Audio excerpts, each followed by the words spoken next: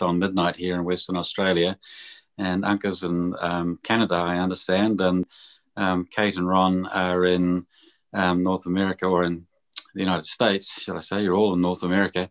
So look, welcome to everybody. And this is a star-studded lineup that we've got here on the topic of the utilization of homeopathy for homeoprophylactics and other allied treatment approaches. And I'm super looking forward to hearing what everybody's got to say today. So I wonder, as a conversation starter, if you, the three of you, could just very, very briefly introduce yourselves and just your main thread of homeopathic speciality. If you think of yourself as being specialist, if you don't, then I'm happy that you talk about just the general approach. But particularly in your introduction, just to have a very brief introduction to how you are approaching disease management. So like it's the actual process of disease management, particularly around infectious diseases. So hello and welcome to everybody. And, who'd like to introduce themselves first?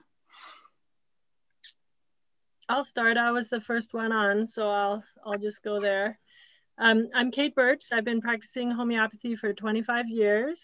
I was first introduced to homeopathy, in California. I became interested in infectious disease in the 90s when my kids were born, and looking at, my son started screaming from the DTaP vaccine. And so I became very curious about, what homeopathy had to offer for infectious disease. And in 2007, Vaccine-Free Prevention and Treatment of Infectious Disease, I published that book. And that book really set the pathway for becoming a specialist in infectious disease, traveling around the world, meeting people all over the place, teaching.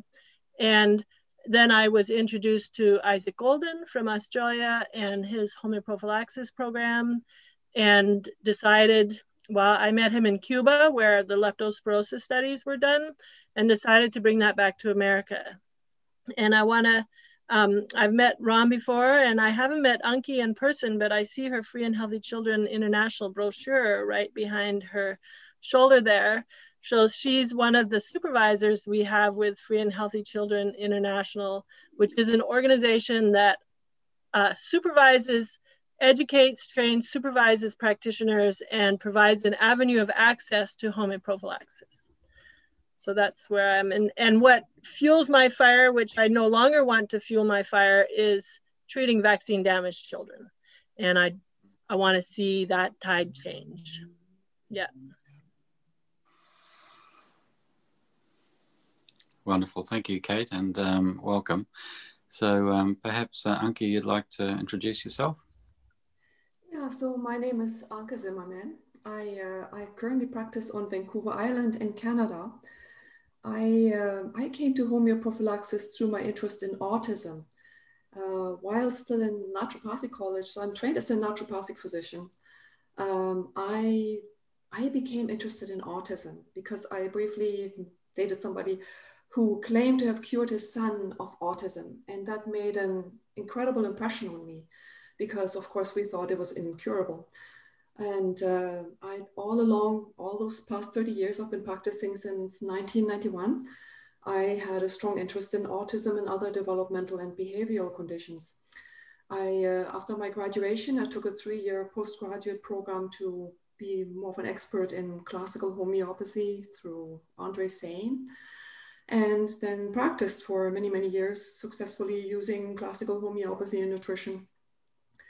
And then 10 years ago, I read the book by Tino Smits, Autism Beyond Despair, and he then pointed to the connection between vaccine, medication, and toxin injuries and autism, which for me was a complete revelation. Like, it was such a shock actually at first, because I hadn't considered vaccines to be so damaging, really. And suddenly, however, my toolkit to help these kids tripled or quadrupled overnight. And then I began a deep dive into anything to do with vaccines, and have pretty much logged about 9,000 hours in the last 10 years studying anything to do with vaccines. and vaccine damage and so on. And then this led me to homeoprophylaxis.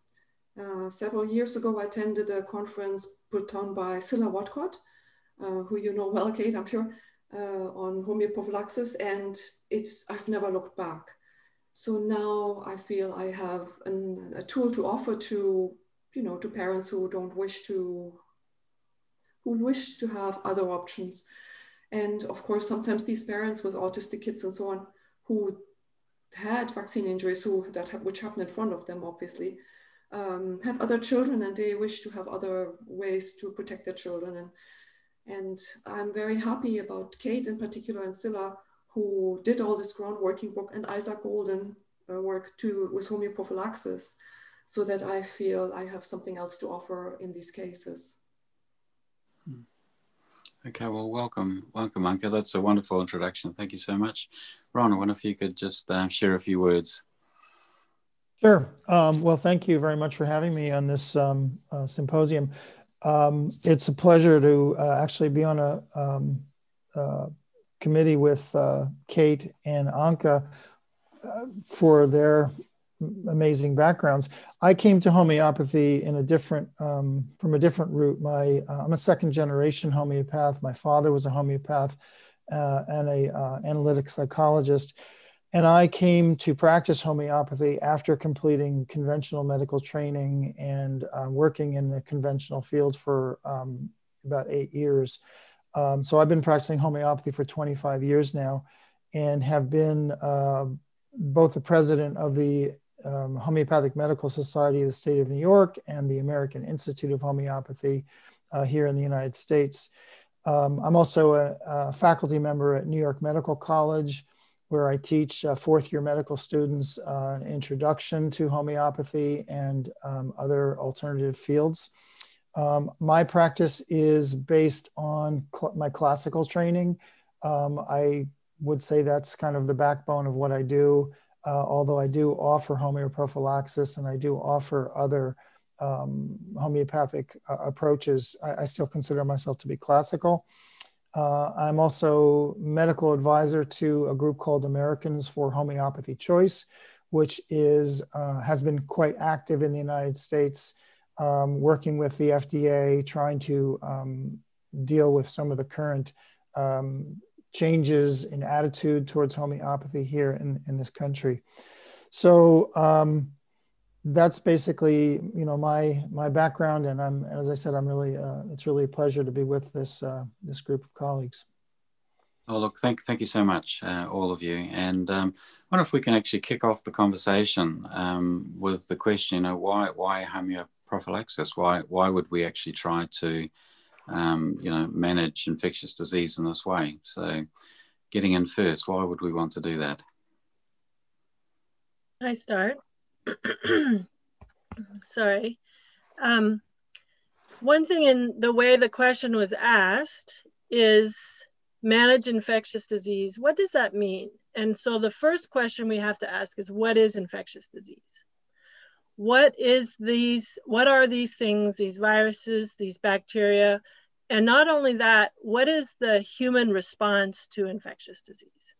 Why does somebody get sick and with very mild symptoms and get better? And why does somebody else go into this horrific situation and, all different, blood septicemia, seizures or anything like that? Or, so what I understand in homeopathy as a vitalistic system is that, at least in homeopathy, not homeoprophylaxis, but homeopathy, the goal is to strengthen the individual so that in the face of infectious disease, the immune system has the capacity to manage and go through that process, right?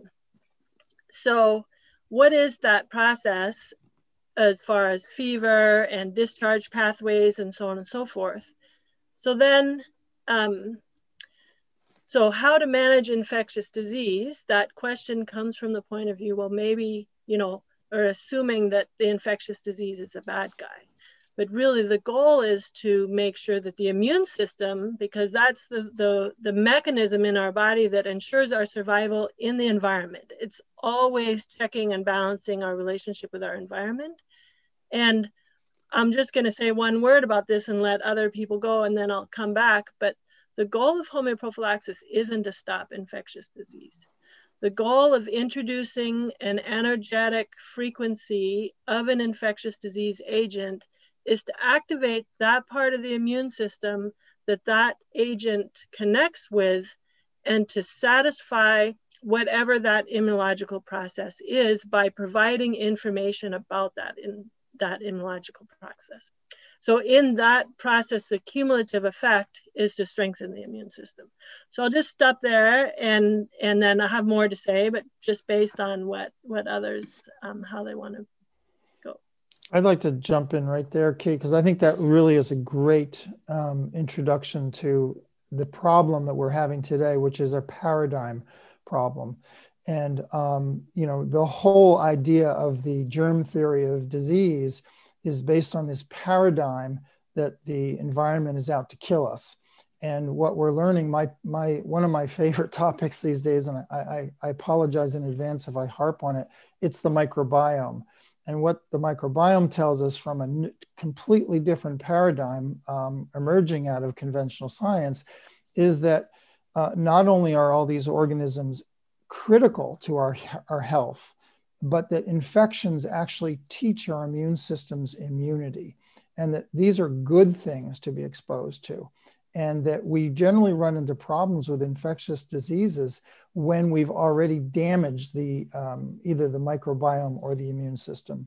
And the whole process of using homeopathy clinically is, as you said, based on a vitalistic theory, but it actually comes down to what we know scientifically about what the microbiome is. So we're really dealing with a paradigm issue here, and we consider the whole fear-based system about infectious diseases right now is a paradigm problem. And if you look at Kate's explanation, it's a wonderful way of saying, you know, no, that's not the problem. Really, these infectious organisms are part of the solution, and they're part of what we can normally deal with if we teach our immune systems how. Mm-hmm. Yeah. I couldn't agree more. It was a revelation to me when a few years ago I found out that we have between 1 and 10 times as many bacterial cells in our body as we have human cells. And then I found out that we have even 10 times more viral organisms in our bodies than we have bacterial cells. So, you know, we are basically a community of about 30 or 50 trillion cells in an average adult, plus 10 and 100 times more bacterial and viral types of organisms, plus fungi and other microorganisms. So a human being is actually a vast community of different life forms, you know, and that's just as you said, it's a complete paradigm shift from the view that, oh, we are this individual organism and there are these microbes out there that are out to get us. Mm-hmm. Yep. Yeah. Mm-hmm. Yeah. Thank you. If I can share, this is one of the first times I've presented it publicly beyond our immediate community within FHCI. And that is the reason why we have polio nosode at the beginning of the homeoprophylaxis program. And we have a lot of myths about polio in our culture. And I was really surprised by all these pieces of information that came together in my own life. I, in 2019, wrote a book on glyphosate, which is the toxic ingredient in Roundup. And in that process, I was looking at, well, one, glyphosate kills off the entire biome. So when you've stripped the biome, there's many different things that happen. I wrote the book because I discovered, to my dismay, that the reason why I got sick in 2006, it took me 10 years to get better, is because I had massive glyphosate exposure. So I was obliged to write this book. That's the context of how I came across this, that zonulin is a hormone that regulates tight junctions in the intestines. And nobody can digest wheat anymore because the super hybridized gluten actually upgrades the zonulin.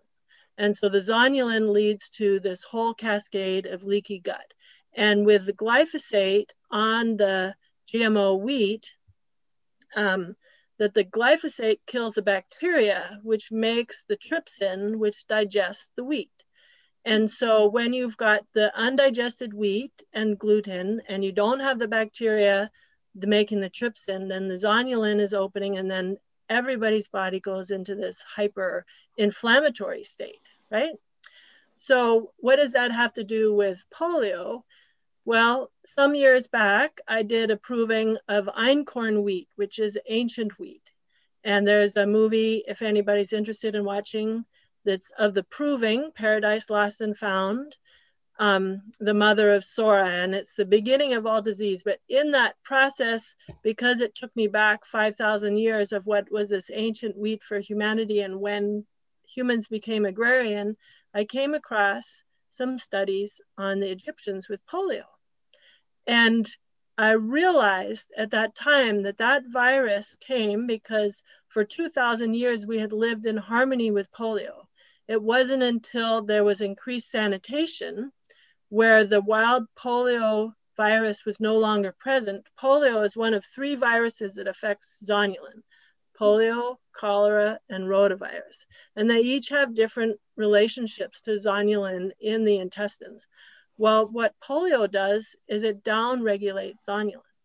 So that is a viral strain that when we shifted from becoming hunter-gatherers to becoming an agrarian species, eating this wheat, that in order for our intestines to manage the wheat, polio was a virus that came along and helped us. And it was passed from mother to child through generations in this way. And we've introduced it at the beginning of the program when they're for infants, because infants normally have the tight junctions are open while in the uterus. And nor as it's being bathed by the amniotic fluid, all those minerals and such, the parasympathetic and sympathetic nervous system is all governed by the minerals in the tight junctions. Well, as a baby is born and passes through the vaginal, it should be exposed to polio, which would help close down those tight junctions. And we've put it at the beginning of our HP program, not to prevent polio, but to facilitate healthy intestinal integrity, such that then the biome can begin to establish itself, and then that helps the health on every level.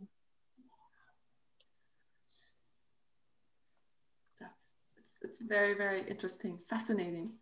Yeah, fascinating. And every one of these diseases that children are supposed to have, the childhood diseases, are actually activators of the immune system, activators of discharge processes, activators of some sort of developmental process. And by denying that healthy immunological response through vaccines or trying to interfere with that infectious process, we are denying the developmental steps that those diseases would bring along.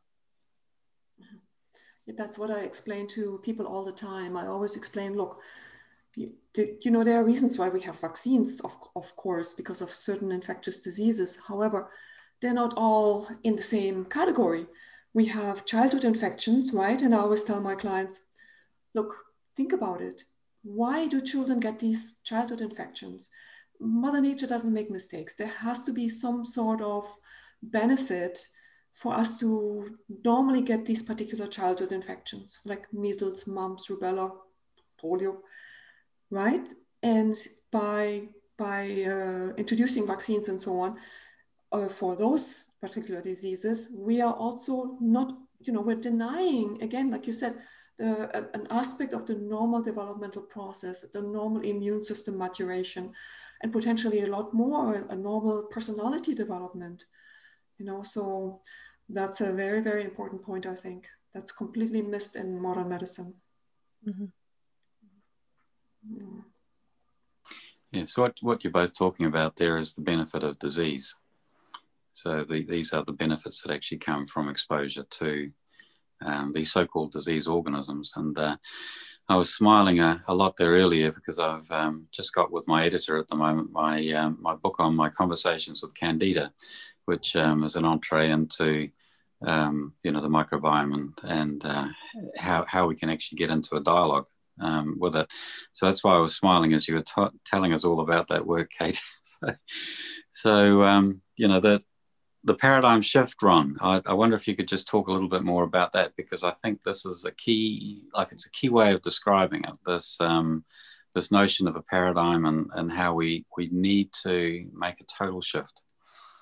Well, yeah, sure. I can say a little bit more. I mean, I think Samuel Hahnemann was just an absolute genius in the fact that what he came up with as a system of therapeutics was completely consistent with what we're learning now from the microbiome and from microbiome study all around the world. And that this paradigm shift really is, if you will, it's a shift back to what homeopaths have already known, they have been using and have promoted for 2 centuries.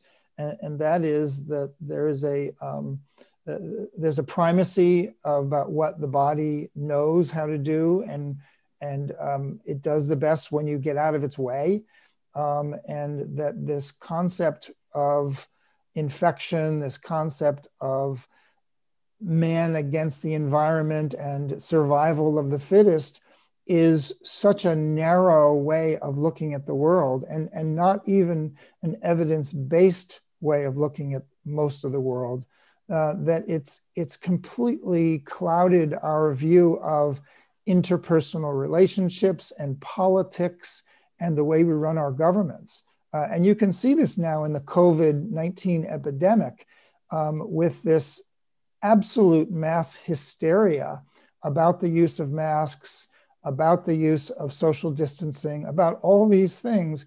When you have, in COVID-19, you have a very small segment of the population that is susceptible to this virus. And when you look carefully at why they're susceptible, you find mostly that they're susceptible because of their experience with conventional medicine. And that these are people who have already comorbidities and chronic inflammatory illnesses that are linked to conventional treatments. So the paradigm change here is something that I think we desperately need. And I think also the medical industry right now desperately doesn't want anyone to see.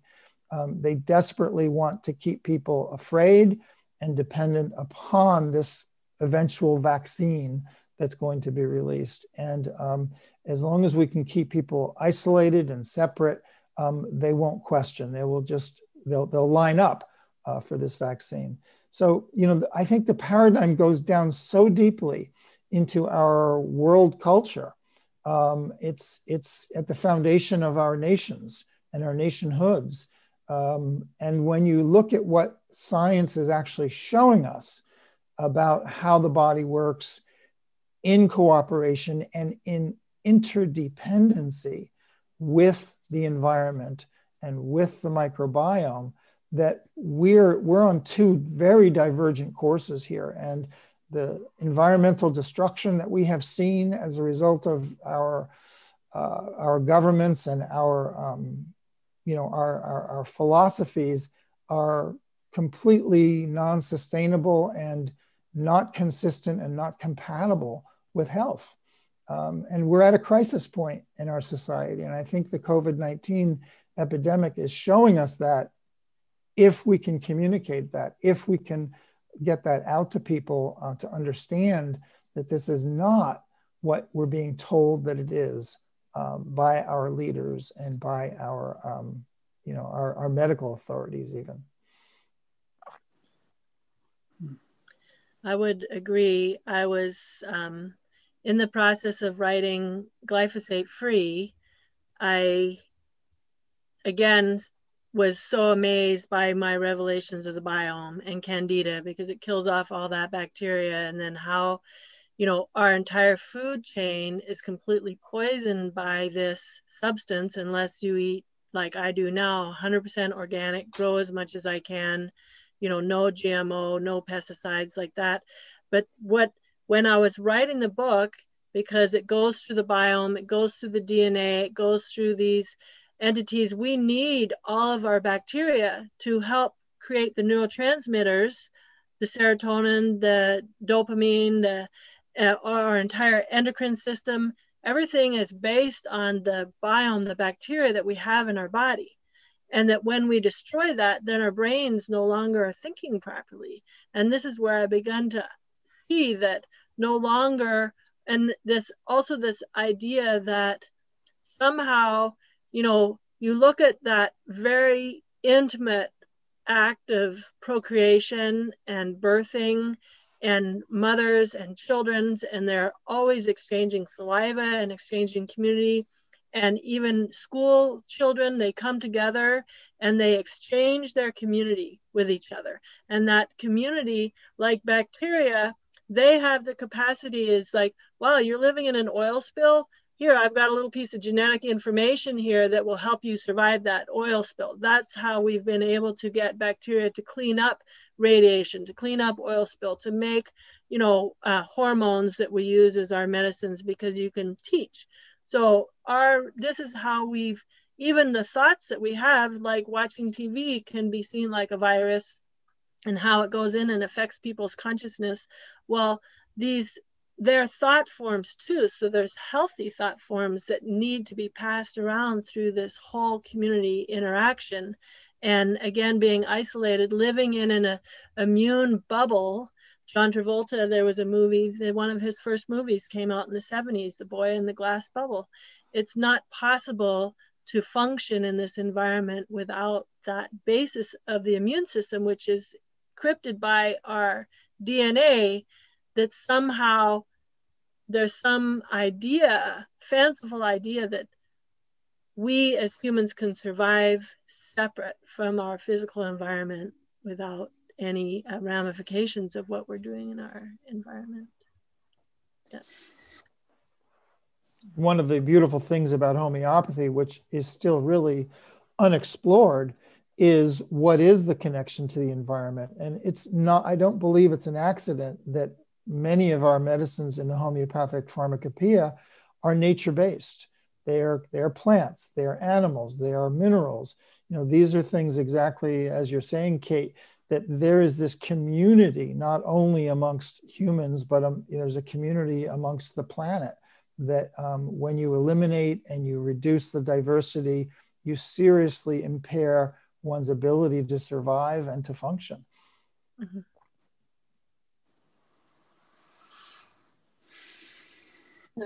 I've become very interested in farming. I bought a half an acre property here in Zug some time ago, actually to create an integrated therapeutic preschool for children with autism. And I wanted enough space to have them outside most of the day, and to have some animals, and to have, to grow our own food and so on, among other things. And doing more research along those lines, I just found out there are about 7 billion microbes in a tablespoon of healthy soil. 7 billion. Mm-hmm. That's as many as we have people on the planet, And we know, in fact, actually very little about it. And as Kate said, by destroying the microbiome of the earth with glyphosate and modern farming practices, we don't even really know what we're doing to ourselves, to us as a species. This very intimate connection between our natural environment and us is really the key. And it's very similar, I think the modern farming practices are very similar to what happens in the medical world in terms of how we look at, health, disease, and so on, right? Instead of nurturing and strengthening these plants with proper soil and microorganisms, they're being sprayed, poisoned, genetically modified. It's a clock that's ticking, essentially, ticking time clock, a time bomb. Yeah. Yeah, it's a tragedy because here we have not only homeopathy for our health, but biodynamic farming and organic farming clearly demonstrate the benefit of using these potentized substances and farming in accordance with the way nature works, and kind of, again, getting out of the way of the environment so it can reach an ecological stability. So we see this in so many different areas, and we see that we are violating this in so many different regions of industrialized society, from medicine to agriculture. And another example, this is the use of antibiotics in our food supply to make sure that our meats and our poultries gain weight faster so they can be marketed quicker and they can gain more money. You have animals that are completely unsustainable and they can't survive outside of that environment now. And then, of course, the downwind, same with with what Kate mentioned with glyphosate. It's happening. We're absorbing all this. It's going into our systems as well. The whole idea of not in my backyard. We all live in the same backyard, and you can't even possibly grow an organic garden today without some pollution coming in from outside. It's the Monsanto thing has been incredible, and people who are trying to save their seeds are getting sued by Monsanto because the contamination. Terminator seeds. Yeah. It spreads from field to field. There is no such thing as my backyard and your backyard. We all share the same space. Yeah, I wanted to mention something, Ron. I was reviewing your website, and you had mentioned in this article on coronavirus that we have something like 800 million viruses fall onto every square meter of ground per day around the entire world.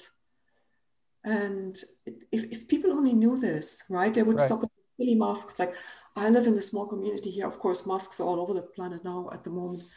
And people are wearing these masks in their car. And I live in a small community. It's like 6,000 people here. We are really, out in nature, actually, near the ocean. And people are wearing these masks, riding their bicycles, in their cars, having no idea that they are completely surrounded by all these viruses, which are too small to, not prevented by the masks. Well, that's exactly right. And you can take that information and you can turn that into fear and panic if you say, oh my gosh, there are viruses out there and that we can't avoid them. Or you can say, what does the science actually show us about these viruses? And the science is very clear that the majority of these viruses, and we're talking, 99.9% of them, are beneficial in ways that some of them which we understand, and many of which we have no concept of how they even work in our systems. But they're critical for our health. These viruses modulate the way bacteria and fungi work in our bodies.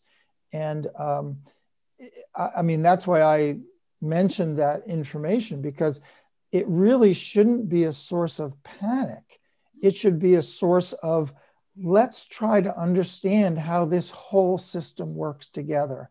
And when there is a need to actually be cautious, and when there is a need to protect somebody who might have a weakened immune system, then we can do that appropriately. But to make everyone afraid of the environment, we're basically saying, hey, you're not supposed to touch your face. We have created a society where people are now afraid to touch themselves. They're afraid of their bodies. They're afraid of their own waste products. We have created a system where all we can do is turn to the miracle of vaccine production to save us. So whether this was well designed or just accidental, I can't say, but it's very frightening from my perspective. It's frightening to see what's happened to us as a society, not the viruses and not the bacteria. And certainly, as Neil mentions, having a conversation with one's microbiome, that's a great place to start. I want to, if I can, Neil, do you want to say something? Because I've please, Kate, go. I've got heaps of things to say, so you go.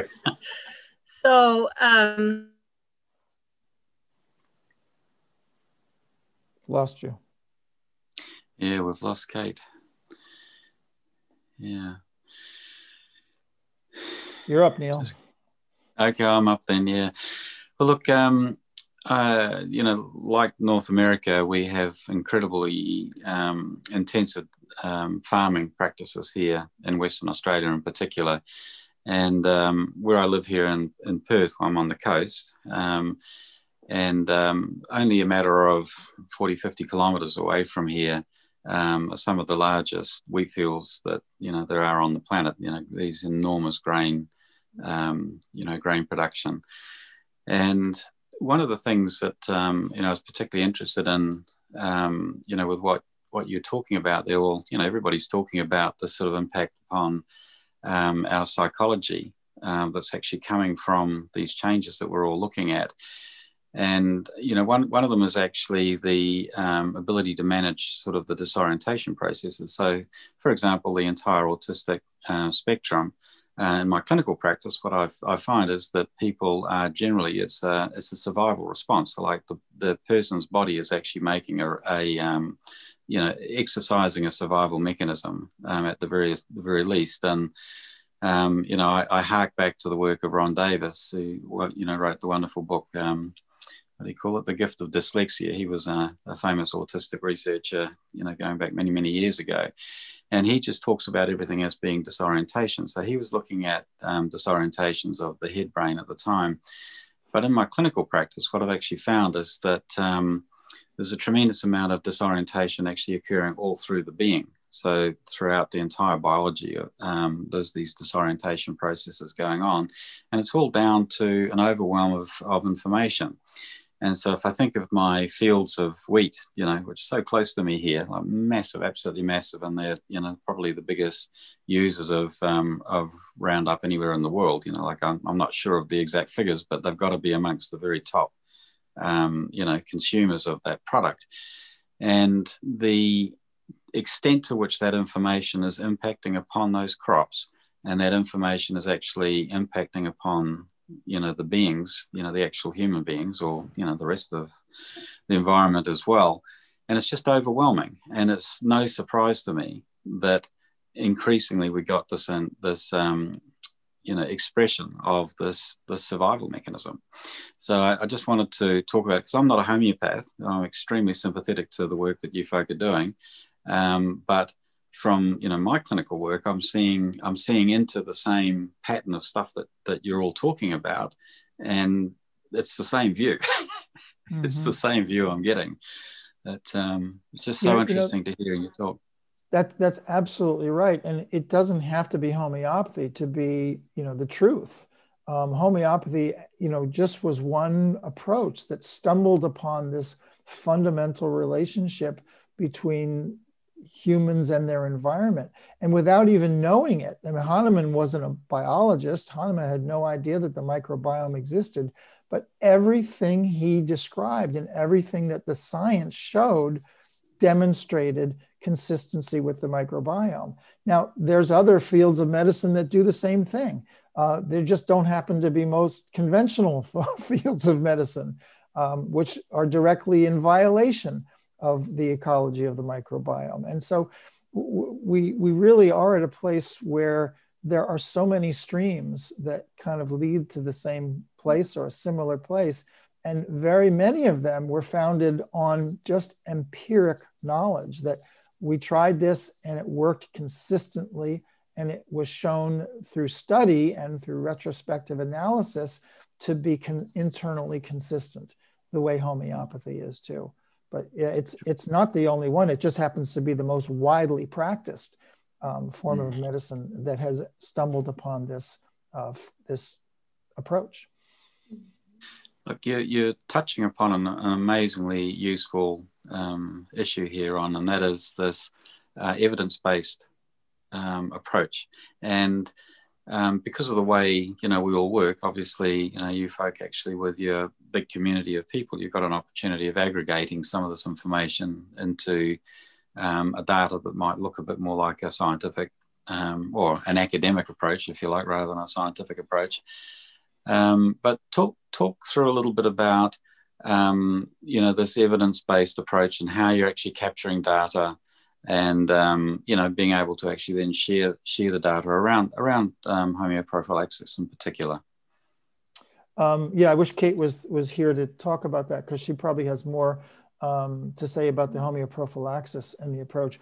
But you know, I can say from my perspective as a member of the American Institute of Homeopathy, we have a database that is being shared worldwide, utilized by practitioners who have entered cases and have allowed us to share which homeopathic medicines have been most effective in treating COVID-19 and in recovering and in preventing it. So that's a very important thing. You know, unfortunately, I think as homeopaths, we tend to be very independently minded people. And I can speak for myself on that. Maybe that's not fair to make a generalization, but we don't seem to be very well organized on a large scale.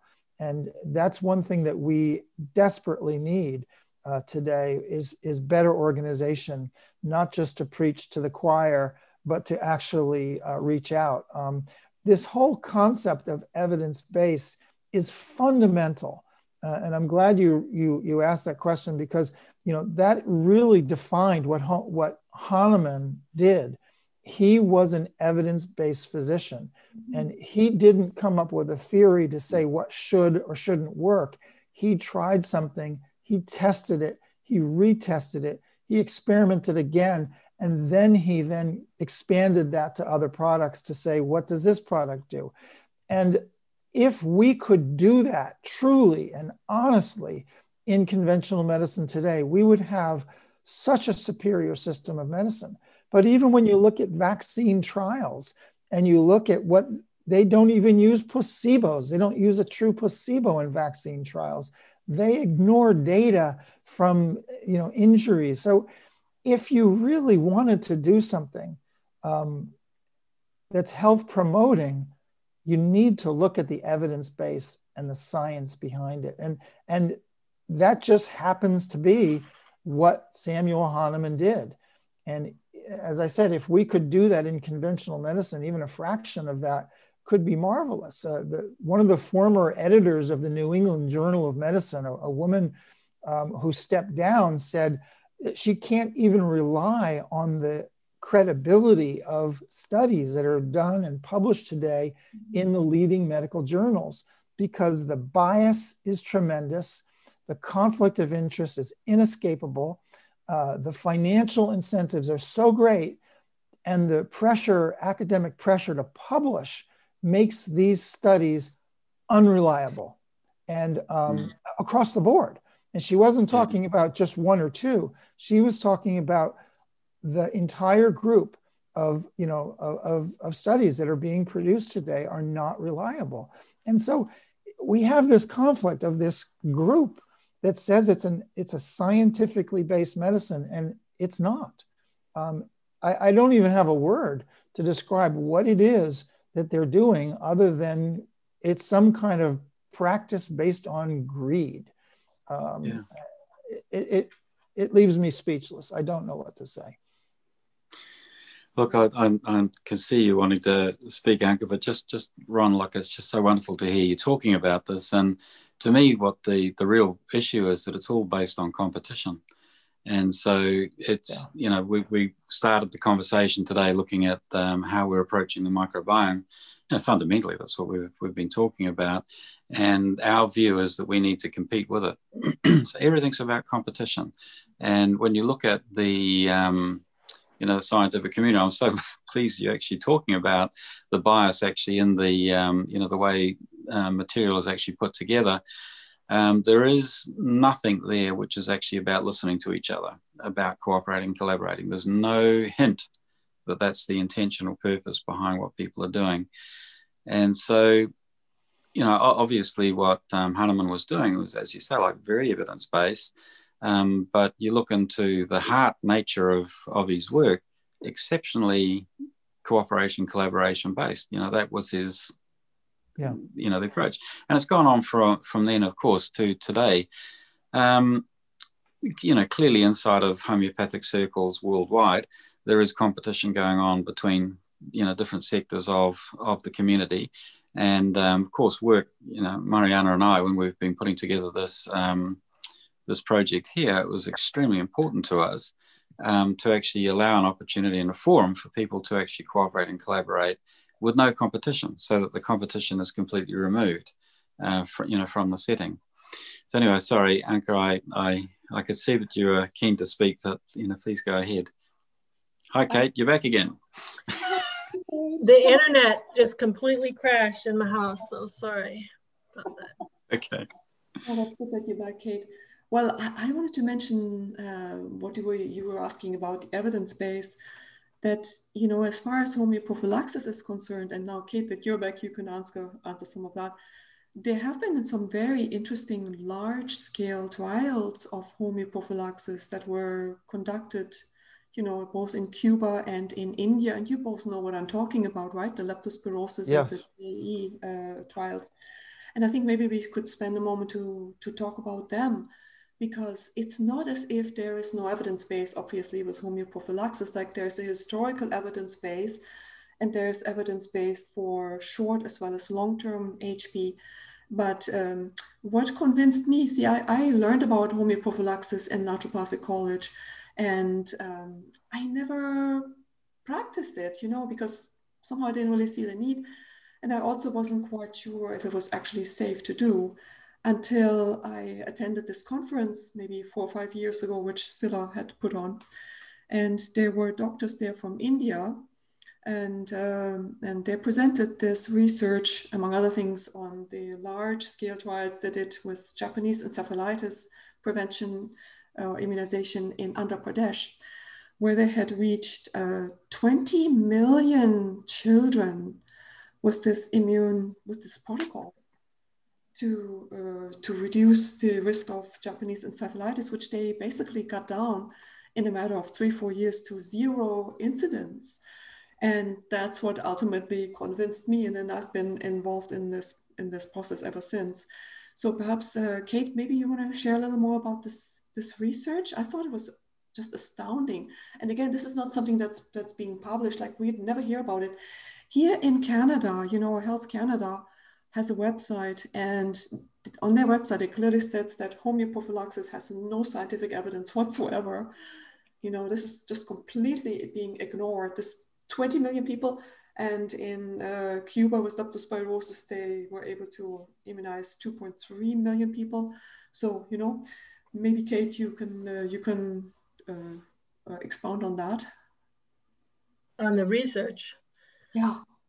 Mm-hmm. Or the blocking of the research. Suppression of. So yes, there's a couple different points there. One is, my brain has a very hard time holding numbers and places and things like that. The basic concepts I'm managing to work through.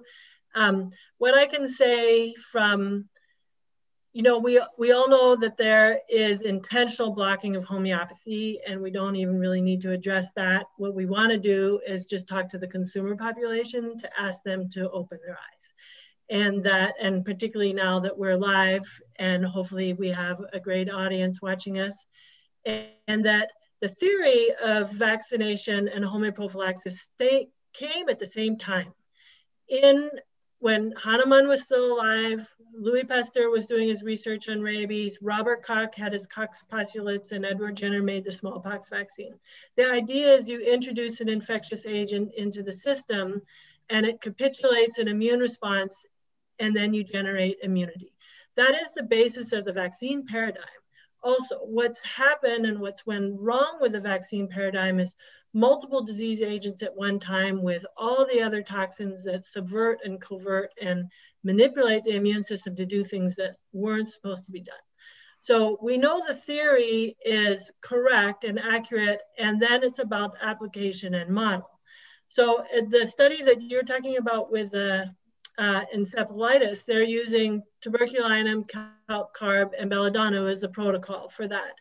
And that because meningitis falls, or cerebral inflammation falls within the tubercular miasm, by clearing the tubercular miasm, it reduces that susceptibility. Belladonna for sure is a meningitis or cerebral inflammation remedy, and then beneath belladonna sits calc carb as a basic foundation remedy. And it's very interesting, what I came across in writing the glyphosate-free book was the whole acetylcholine receptor site system, that atropine, the active agent of belladonna, pushes the body into the fight or flight or inflammation, but that receptor site system is they're all calcium channels. And this is a biochemic reason between why calcarea and belladonna have this relationship within the acetylcholine system. So any sickness or illness that is affecting that part of which is it's basically our entire nervous system, which is also primitive. So calc carb is the very first, it's the same nervous system that oysters have, right? Where calc carb comes from. And so anyways, there's so many different weavings we have with homeopathy. But I want to talk about a few more things about these large scale studies. So when you look at, say, epidemic disease, there's a collective susceptibility. What is that disease process? Is it really disease? It's some sort of elimination process.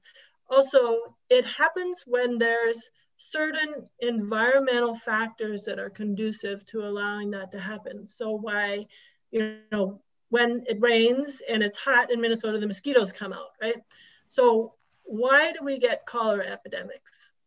Where did they come from? In Vaccine Free, there's a whole dissertation on what was happening in France at the time when Hahnemann lived, and the overthrow of the monarchy and the cholera epidemics, and why those remedies, cuprum, veratrum, and camphora, were the genus epidemicus remedies for that time, with the complete instability of the economic profile of the society, and at the same time with feces on the street. So cholera disappeared because they would throw their chamber pots out the windows, right? And there wasn't a public sewer system. So if we look at the most recent cholera situation, happened in Haiti, where there is an environmental catastrophe that led to the breaking of the sewer lines, and there was a complete collapse of the governmental system, which in human psychology, we need some sort of archetype of government to function in. And without that, and the environment, and the collapse in sewer, all of a sudden cholera shows up. Well, Haiti is on an island shared with the Dominican Republic. There was no cholera in the Dominican Republic. Same island, intact government, intact sewer system. No cholera showing up. So then you begin to look at, well, why do diseases come? What is it about that group of people or that population that are beginning to suffer under this similar construct? The diseases just come as actually the problem solver.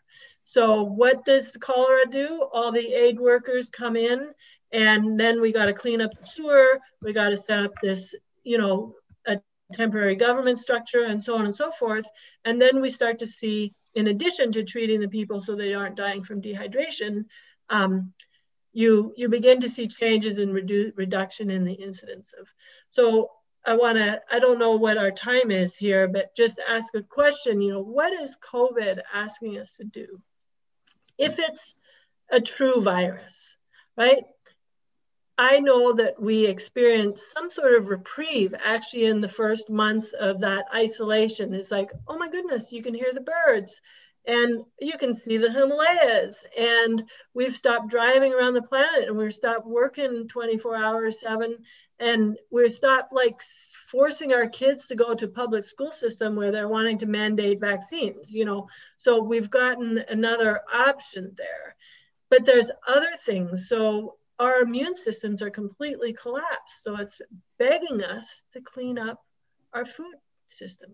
With the immune systems collapsed from Monsanto, from antibiotics, it's begging us to clean that up. And until we clean that up, no vaccine is going to save us, because vaccine does not solve the socioeconomic and political construct that creates the disease to begin with, right? It's only through evolution and only through this communication is through, like, are we, Luc Montagnier says that you can transmit viruses through computers and they can reappear in solutions. So maybe here in community, we are doing this right now, right? So what is that? What is a virus? It's a thought form. It's a piece of DNA. It's something that can turn on genes or turn off genes. And how it's used, is it used with nefarious intent or used or perceived as an act of benevolence from just creation to say, wow, we got some straightening up to do here. Let's realign our system to something that's more integritous with what creation designed us to be as humans. Like that. I like it. Me too. It's beautiful. Me too. Me too. Yeah.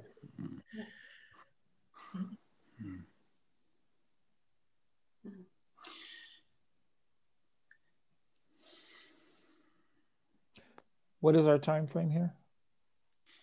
Well, look, we've got probably another 20 minutes or something like that available to us. So if there's another particular avenue you'd like to, follow down, I feel that the organic way that things are actually being presented here is particularly useful. So, feel free to venture forward.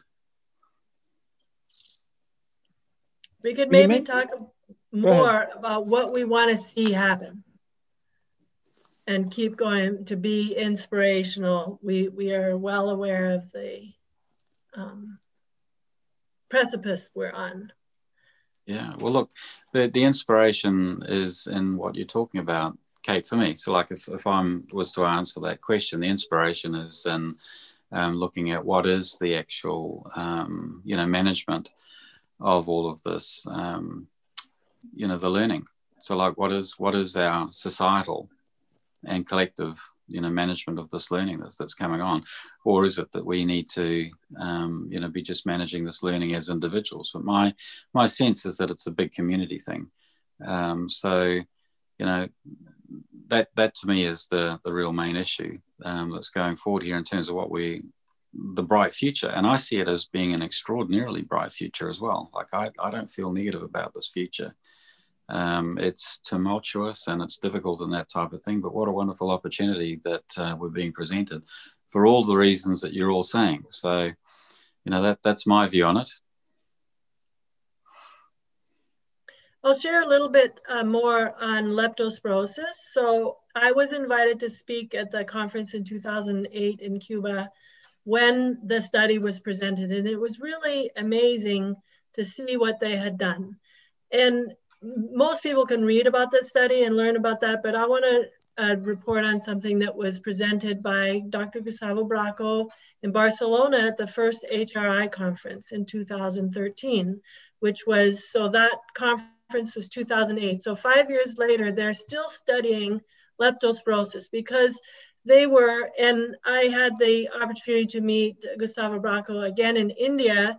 This January, there was a conference on homeoprophylaxis. And finally, the homeopathy branch of Ayush, which governs homeopathy in India, was sponsored this conference. And Gustavo was there and Isaac Golden was there too. And he was talking then also about some of the results that he saw. And what they presented was that not only in the treated region where the intervention was introduced, and I don't like the word intervention because that looks like but where homeoprophylaxis was offered, that incidence went down while the rest of the island, the incidence went up.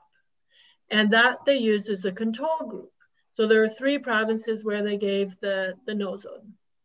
So then, but in the subsequent year, the incidence in the whole rest of the island had gone down and remained down for several years to come. So in 2013, it was still down.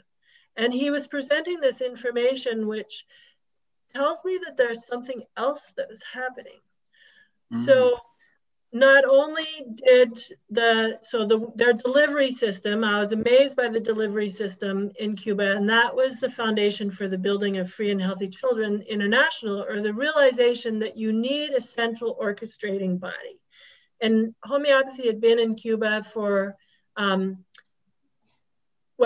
in the 70s, in the 80s, it really started to blossom there, but there are some Cubans who, anyways, for about 50 or 80 years. So once they started utilizing it in the system, from the top branches of government, the Finlay Institute, which is a world WHO vaccine manufacturer, and the Ministry of Health and the Ministry of Biologicals and the Ministry of the medical schools and so on and so forth, they created the remedy, and within 2 weeks, they had, you know, these bottles of potentized remedies, and they distributed around the island. And then the farmers would come in with their cups of sugar, and they would put some drops in the sugars, and the farmers would then be able to go into the rural region. That's how they were able to do it so quickly. But what is happening through that process, right? So I'll just leave that question open for a minute and then report on Harry Vanderzee and Emma Resonance Healing Foundation and their work with malaria and AIDS in Africa. And they had a similar instance where they had given their malaria medicine to all these children in an orphanage in a season where all the records had said that was an extremely high malaria season because of the rain had been there. And all surrounding the orphanage, the incidence of malaria was 2 or 3 times higher than normal. So that gives what looks like amazing success because in the orphanages, none of the kids had malaria anymore. And even as the next season, they didn't have malaria. But when they tested the next season, they found that not only did it still remain down in the treated population, but in the surrounding area, it was also down. And so this is one of the phenomenon that, you know, the idea of the 100th monkey or the ripple effect is that somehow there was some change in that population. They had been studying leptospirosis for 20 years in Cuba. And every year the incidences were going up. They had a vaccine that they were using. And every year there was some change, that internal mechanistic change. And we as homeopaths know that exactly, because that's what our remedies do. They change the field. And then when the field is changed, disease goes away, whether that's infectious disease process or chronic disease or whatever. And so what we're doing, and we also have one of the graphs that I'm most excited about is the bell curve of dosing of the coronavirus nosode. And that when we administered it and the amount of people that took it at the same time as this whole bell curve of global coronavirus instance. 1,152 people we know took the nosode, probably more took the nosode. To what effect has that done on this larger field that is working towards a process of solution? So within the bell curve comes an evolutionary process, a transformation where immunity starts to develop. So they've seen that, you know, the death rates are down, even though they keep testing and finding cases, but the mortality and the degree of suffering goes down. So we're in the midst of a massive field change. And so how do we keep supporting that, and so on and so forth? That's a brilliant summary. Yeah, that, you know, this reminds me of my father when he would talk about Rupert Sheldrake's work with morphic resonance, and you know, that's I think you said the 5th monkey or whatever that is, when you know, things pick up. Yep. But you're speaking of something actually even more tangible, I think, and more material when you're talking about the directly surrounding community, and so therefore I would object to the use of field here, because I think you have a very plausible explanation in the microbiome. And Absolutely. you have direct contagion between people who share not only bad things, but they share good things too. And they share microbiome protection. Is the 99% of the field. They are okay. the field. I'll buy that. Yes, that is the thing. I agree with that one. Yeah. Yeah, no, I love it. That's perfect. Yeah, that's perfect. Okay, well, look, I wonder if there are any things that you'd all like to just say, and like as a, sort of a final comment, because I'm just getting messages through from the support team that we probably should draw this to a close. So I'm so grateful to the three of you actually being on this call, and it's just been an inspiring sharing that's gone on here. So what do you all have to offer as we part? One of the things that I became aware of in this journey is the myths that we live by. Some people said when I was publishing Vaccine Free, oh, you can't publish that. I'm like, why? Well, aren't you afraid that they're going to come? And I was like, well, no, it's the truth. I need to do it. But I was only able to say those things when I had recognized the myth within which I had confined myself. And this is an opportunity for us to really keep examining these myths. You know, it's superstition. Humans are very good at superstition. There's many, many myths, incorrect thinking process. So how can we begin to just dismantle that and invite another way of participating? That's a good point. I would add to that one more thing, that Neil, you had mentioned competition being something that's very, it drives a lot of research, it drives a lot of things in our society. But I would, what strikes me most about looking at the microbiome is not competition. It's symbiosis and it's commensalism. It's a working together, and it's a sharing of information and resources for the common good. So there's something else that we have been told to believe that may not be accurate. And that's this whole competition is the basis of everything, and it's the wonderful good. It actually doesn't, it's not mirrored in nature when you look closely. Mm-hmm. Not at all. I can agree with both of those statements, absolutely, because it's not selection of the fittest. It is all about collaboration in nature. There's no other way of looking at it. That's right.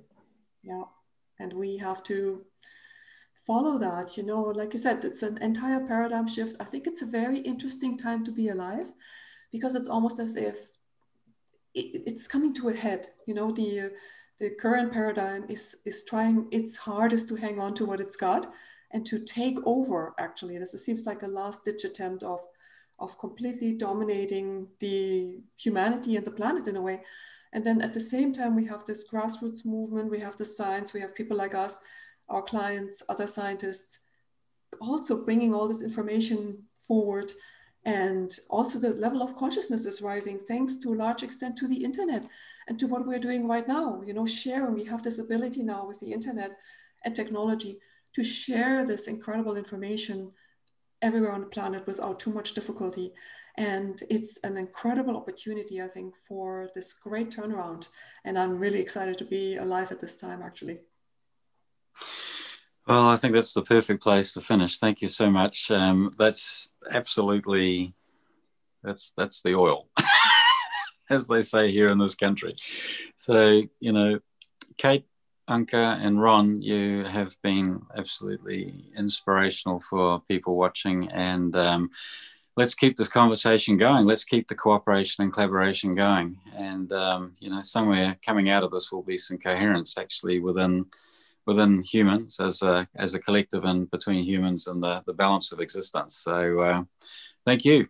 Thank you. Can I put a plug in? There's one for September 30th. There's Homeo Summit. It's 5 days. It's Homeo Summit 2020. People can look for that. There's over 45 different presenters, 65 different lectures. It's free for anybody who's online who wants to learn more about homeopathy. There is going to be a second sort of separate one on homeoprophylaxis alone, which will go more into the details of how homeoprophylaxis is working. But then I know Marianne has put together. Neil, do you want to talk about what the summit is that's coming from October 3rd to, when is it? The 11th? I don't have the details. I'm not very good with dates. You know, you're struggling with numbers. But oh, here we go. Marianne's got it. It's 3rd of November. It's from the 3rd of November. 3rd to the 11th. Yeah. No, 3rd to the October. 11th. That might, no, October. 3rd to the 11th of October. She's just messaging me, so that's great.